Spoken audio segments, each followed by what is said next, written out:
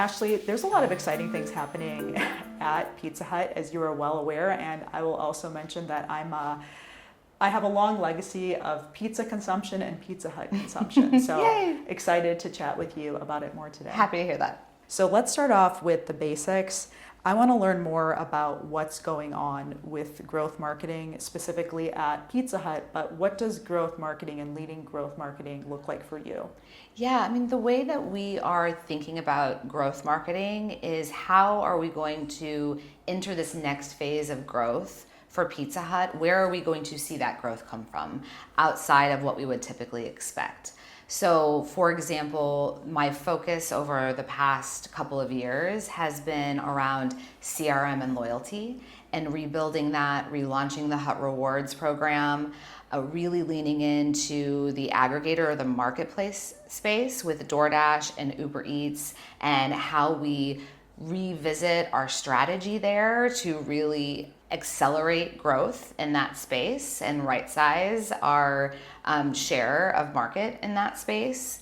And then starting to build a channel management organization and a martech operations organization to execute a lot of the strategy, and start to do more analytics and diagnosis between carry out, delivery, offline, online, to really understand where we can continue to build that growth roadmap for years to come. So this isn't just a unique challenge for Pizza Hut, but Pizza Hut is competing in a very crowded category for advertising and just in general for marketing as well. When consumers have dozens of food options out there, how do you get them to think about the Pizza Hut brand versus anything else that's immediately available? Yeah, I mean, the honest truth is, from a media standpoint, we are outspent by our number one competitor by at least 4 times. And so a media strategy alone is not going to help us break through. Amazing creative is not going to help us break through in a commoditized category where our competition is outspending us by so much. So we have to think more strategically about the layers of the business. How do we continue to accelerate frequency with our existing active Hut Rewards members, for example? How do we start to leverage media in new and different ways to bring light customers or new customers into the brand? How do we start to think about value and innovation and what role that those play? And so we're thinking about how we deliver growth holistically as opposed to a more traditional QSR lens. So we have to take a different approach. And internally, I like to say, okay, when the competition zigs, we'll zag. And so that's a new strategy that we're starting to employ to really accelerate the momentum that we're seeing in the business. Ashley, you mentioned the Hut Rewards program, and so the insinuation is that repeat customer loyalty is really critical. And you also said that there are essentially limited resources, as there is for any brand out there. What is, and to the extent that you can speak about it, the split between prioritizing the loyalty base versus leaning into acquiring new customers? So the existing customer versus the new customer. Yeah, it's a constant challenge in marketing that you have to find a healthy balance for, because you don't want to ignore your active customers. They're the ones driving your business today, but you always want to acquire new customers. The reality is, in this attention economy, it's very hard to get new customers into the brand. And, also, how do you define a new customer? Because there are very few people I've met in my life that have not had Pizza Hut at some point in their life. So for Pizza Hut, it's about reigniting that passion and the memory structures that they have for Pizza Hut to have them reconsider us again. And then for our existing customers, it's making sure that we are consistent, that we are building trust, and that we are a brand and a food option that they can always rely on, and really focusing on, are we delivering them value? Are we delivering them convenience? And then are we delivering them taste and quality that they can rely on? Value has become one of the biggest battlegrounds in quick service restaurants in general, also in the pizza category. How do you compete on value without training consumers to only engage when there's discounts or promotions? It's so hard. So I love to, one of my favorite anecdotes to share on the pizza category specifically is if you've seen the movie Home Alone. Most people have seen the movie Home Alone. And there is a scene at the beginning of the movie when the pizza delivery guy is delivering 10 pizzas before they leave on their trip. And the uncle, stingy Uncle Frank is like, oh, who's going to pay for the pizza? How much is it? And $122.50. And Uncle Frank goes, 10 pizzas times $12. The reality is our competition has set the base expected price for a pizza at $10. So we are the only category that I can think of where the expected price of our pizza, of our product, has gone down by $2, by 20% in the past 30 years, but yet cost of goods has gone up, labor has gone up, everything has gone up. So our margins are so much tighter than a lot of the rest of the industry. And so it becomes very difficult to compete on value. So we have to start thinking of value in other ways. In addition to monetary value, how are we providing our customers with experiences? How are we providing our customers with service? And really think about holistic value beyond just a price point to compete on. It's actually so wild that you bring up that point, because that is something I recently observed. Obviously, I knew we were going to be chatting soon, and I was just doing some investigation into just pizza in general, especially some of the national chains and the value segment, and seeing prices that I recall from high school still being active today is so unique to this category. Yes. And I also think it definitely says something about who it is that's shopping, or rather who's the customer for pizza. They have a value-based expectation. They do. They really do. And, they don't hold that same expectation if you're going to your local pizzeria, for example, in your neighborhood. But for QSR pizza that they are looking for a quick solution for and getting it delivered, they have a very different expectation. A part of the pie, you could say, is also thinking about the digital ordering and what that experience is like, and making it, I imagine, like as turnkey as possible. How has Pizza Hut really leaned into the digital ecosystem to become a growth vehicle for the business? Yeah, we are I would say it's still in the midst of our evolution there. Last year, we launched a brand new app, and it is just such a better ordering experience. And this year in March, we launched enhancements to that app as part of our relaunch of Hut Rewards. And so we're just continuing to optimize that experience. And we do a lot of customer research on understanding ordering behavior. How can we reduce friction? How can we make it easier? How do we understand the usage occasions in which customers are ordering pizza to make it easier for them to find solutions? And so it will be a continuous evolution as we adapt to what we're hearing from customers and the changing customer landscape. I want to reach for a second into your history as a marketer who obviously has had a lot of experience with rewards in your history prior to Pizza Hut. You worked with a very successful rewards program because you were at Starbucks for a nice period of time. And at least in my mind, survey of one, I haven't qualified this, but Starbucks probably has one of the most globally renowned loyalty programs and really came to the market first in really bringing success to what that program looked like.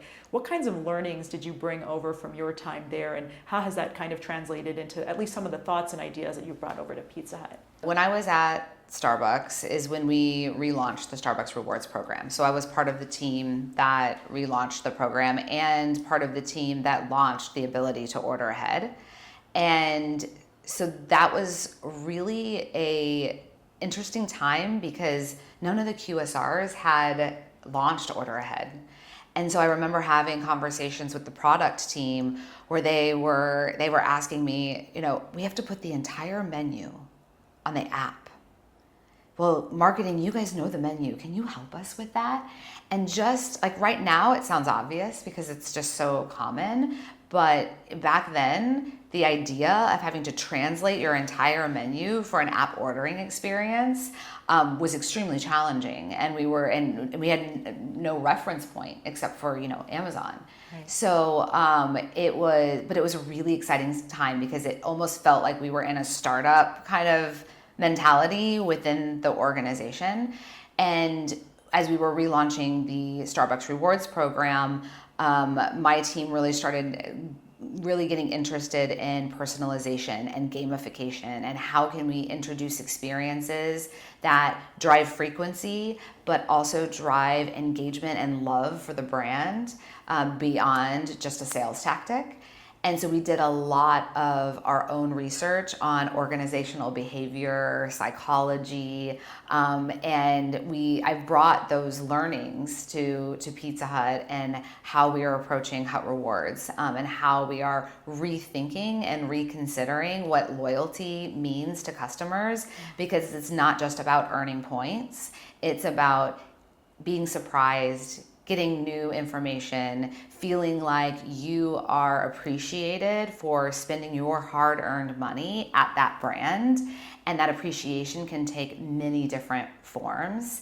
And so I've carried those learnings with me throughout all of my marketing experience since then. Speaking of research, psychology, and learnings, I want to translate that over to some generational considerations, including the receptivity to Pizza Hut for some younger generations who don't have legacy recollection and nostalgia around Pizza Hut. What does looking at Gen Z look like? How do you market to them without losing the customers who've loved Pizza Hut for years, when you have to market to them differently than other generations? We've been on a journey as a brand for the past several years when it comes to Gen Z. I think we've tried to go hard after Gen Z. We've tried to, but now we're really focused on like millennial families. And the research that we've done, it really shows it's not about a generation. It's not about millennials versus Gen Z versus Gen Alpha versus boomers. It's really about life stage. And when customers need and want pizza as a solution for an everyday occasion, not just a special occasion. And what we find is that right now, the life stage that most Gen Zers are in, it is that more special occasion pizza. And they're usually with groups of friends, and it's just harder to influence the purchase decision. Whereas millennial families, I am a mom.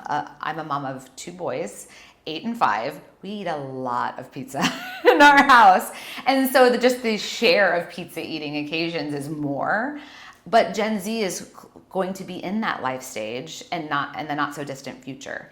So what we're trying to do is, how do we pull on those memory structures that millennials, have with their experience with Pizza Hut from their past, but how do we bring it to life in a modern way that captures the love of 90s nostalgia that Gen Z is actually seeking right now? So we're really well positioned right now to be able to, speak to both demographics through this wave of nostalgia being cool again.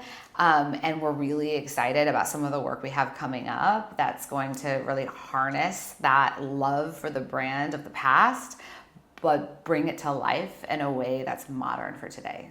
I love the way that you've framed who you're going after and why you're going after them from an audience segment standpoint, because just my experience outside of the realm of this conversation, outside of me working in the marketing advertising space, aligned with exactly what you said.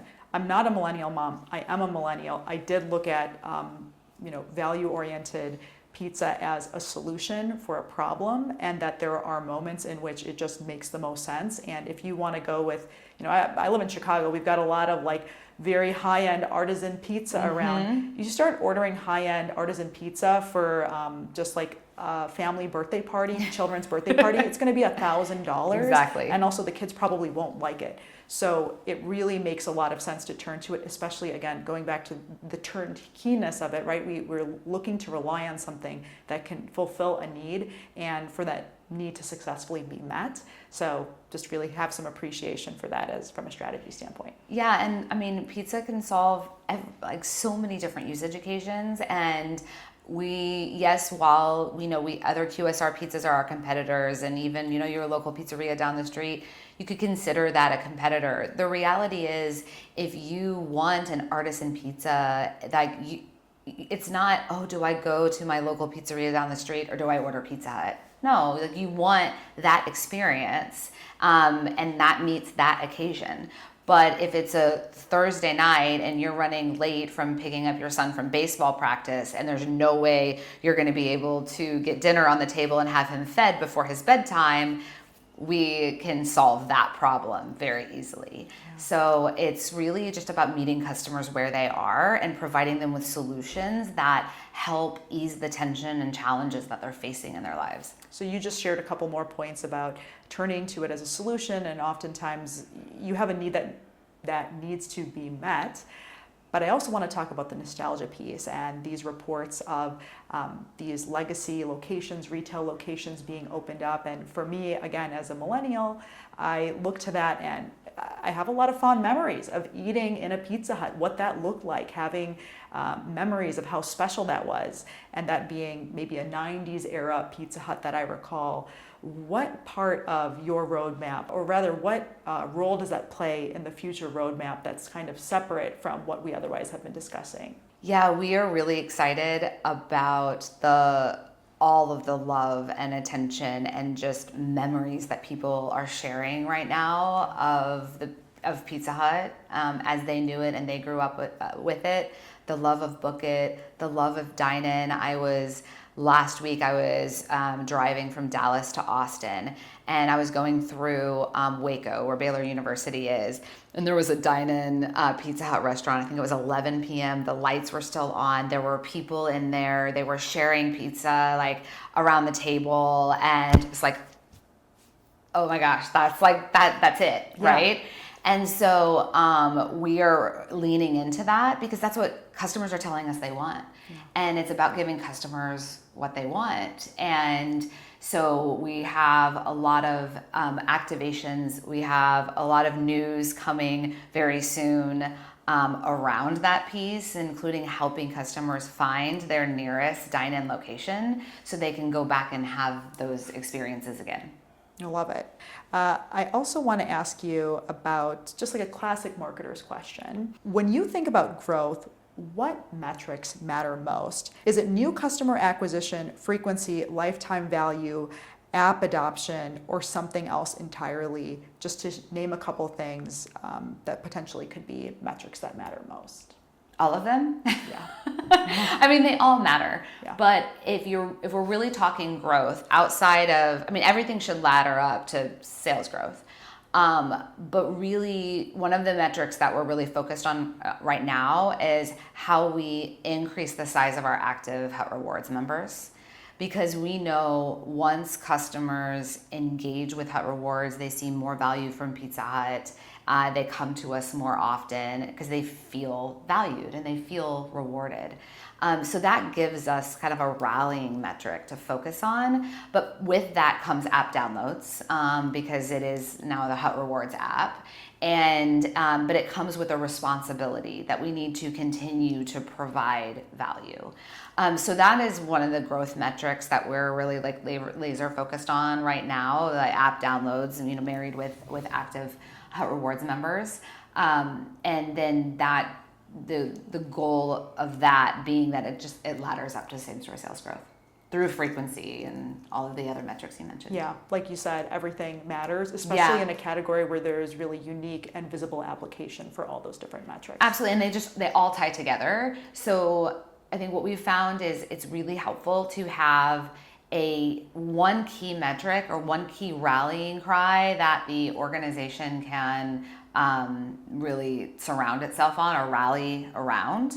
Okay, we're going after this. But you're looking at, that's your output metric that you're focused on, but then you're looking at input metrics along the way to see how you're progressing against that. Yeah. So a final wrap-up question, Ashley.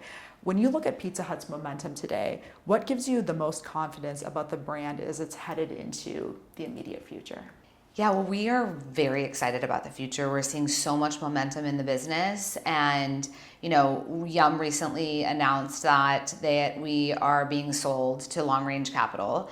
And we are just very excited about this next chapter of Pizza Hut. While we've been with Yum for 40 years, we were part of Pepsi before that. And it really is a signaling point that Pizza Hut is ready for its next chapter of growth. And we're really excited about what that looks like and shaping what that looks like, because we already have really strong momentum right now to leverage. And I'm really excited to be part of that next chapter and shaping that next chapter of growth. Yeah, I know you joined Pizza Hut, I would say, relatively recently. I know it's been a couple of years now, but there's still a lot of runway ahead of you. And to your point, I think there could be a lot of excitement around this new deal. It's a national headline. There's a lot of curiosity whether or not you work in marketing. People know Pizza Hut globally, as we mentioned earlier. So excited to see what comes next for Pizza Hut and appreciate the conversation. Me too. And I have such high ambitions for this brand, and I have so much belief in the potential of this brand. And every person that I meet, everywhere I go, when they find out I work at Pizza Hut, immediately they have a smile on their face and they say, "Oh my gosh, I remember," whether it's Book It, whether it's Dine In, or the Red Cups, or people have so much love for this brand. And all we have to do is harness that and bring it to them. And I think the world could use a little love. And so I'm excited to be a brand that just puts a smile on people's faces. And you can't ask for more than that. Absolutely. There are brands, and I won't mention which ones, but that have had turnarounds because of emotions similar to the ones that we've discussed. Exactly. And so I agree the momentum is there and excited to stay on top of it. Great.